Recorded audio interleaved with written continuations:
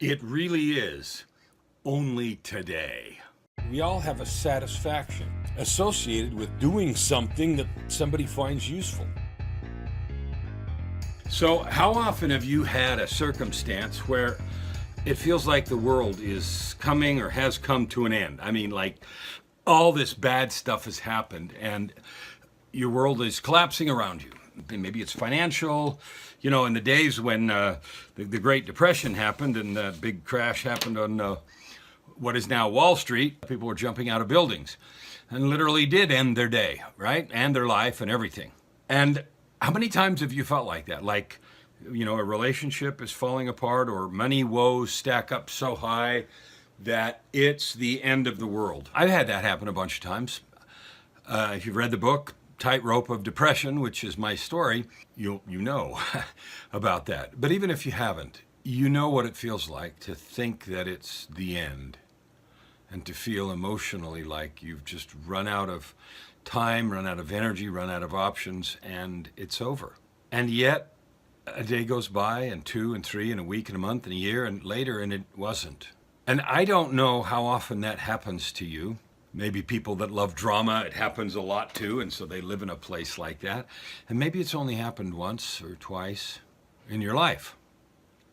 But the truth is that it is not the end. It's only today. Now, I'm the first to admit there are catastrophic circumstances. You know, your entire house and all your possessions burn down. Those are pretty catastrophic. And then you take solace in the fact that maybe no one was hurt and nobody died. Or a loved one passes away and you take comfort in the fact that they lived a good life and their memory will be honored. Or someone close to you is young and passes away, and so there's no comfort in that sort of feeling, and it's not, you know, there's not a lot of comfort to find unless you find it in spiritual places and you believe, like I do, that there's a purpose to everything and that there is a God who manages all this stuff and that there is something after this life, and so moving from here to there is not the end. But setting aside those times, how many times do you feel like something is, you lost your job, you don't know what to do, crash and burn, or you lost a relationship that you'd put a lot of effort and energy into and it just seems like you can't go on? I have felt like that at many different times, certainly exacerbated and made worse by the fact that I suffered MDD for such a long time. But what I'm discovering, what I'm sharing with you in this transformation is it really is only today. The sun is going to go down tonight and it's going to come up in the morning, and tomorrow may or may not be any better. But after a string of tomorrows, if you choose not to die or do something, you know, catastrophic, you will have a chance to create something different. And while that doesn't change the circumstance, it doesn't change what happened. Someone betrayed you, or you lost an entire fortune, or, you know, something that was really heavy. The truth is you can, and many do choose to rebuild. Now, you can also stew forever in the pain and let optional, some people say pain is inevitable and suffering is optional. You can let the suffering go on for as long as you choose to. It's often like that with grief. Someone close to us passes away and they say there's 5 stages, you know, denial and anger and then bargaining and resignation and acceptance. I think those are what they are. And we go through different stages where we choose not to believe it's happening, and then we're furious about it, and then we try to bargain, you know, it didn't really happen. What if this? What if that? And whether it's a permanent thing like death or something else, often we go through those stages when we think we're going to lose something. And it will be sad. In other words, it will trigger a grief response. But all of those things are true.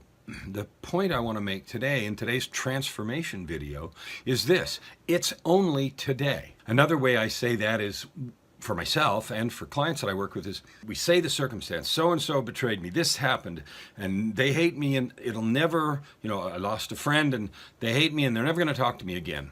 What I say is always put a comma there and just say for now. Even though it feels like forever, the truth is it's for now. And the companion truth is you don't know what things will be like in a day, let alone a month or a year or 10 years.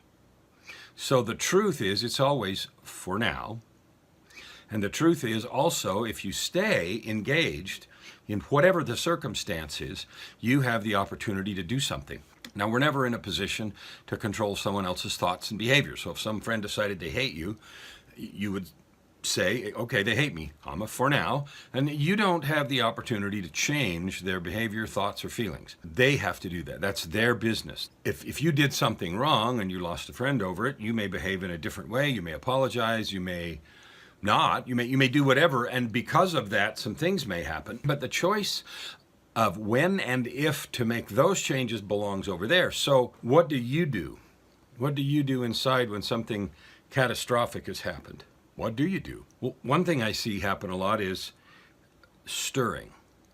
And lots of time spent in, if I had only said this, if I hadn't said that, if I hadn't done this, I can't tell you how many times I've done that. I did something, it had some unintended, pretty catastrophic consequences that went on for years.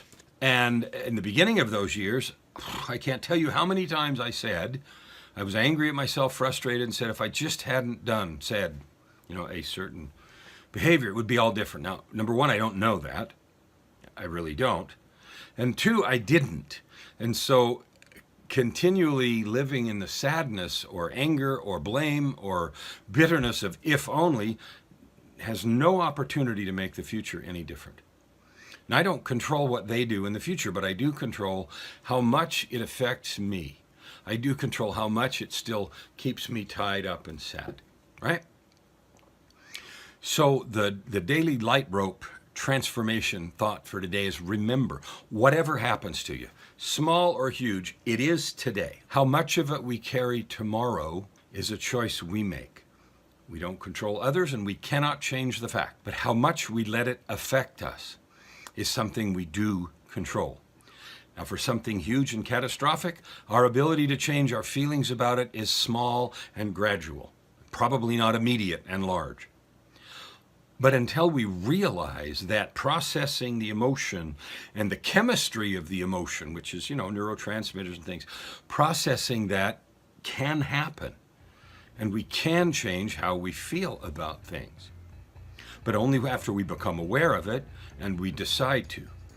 And the key is this: the thing that reinforces that emotional loop is thinking. So if we stay in the same place of thinking, I'm miserable, I will never, it can never, and we stay with that thought, it continues to produce the chemistry in us that is sad, deprived, hurt, betrayed, whatever.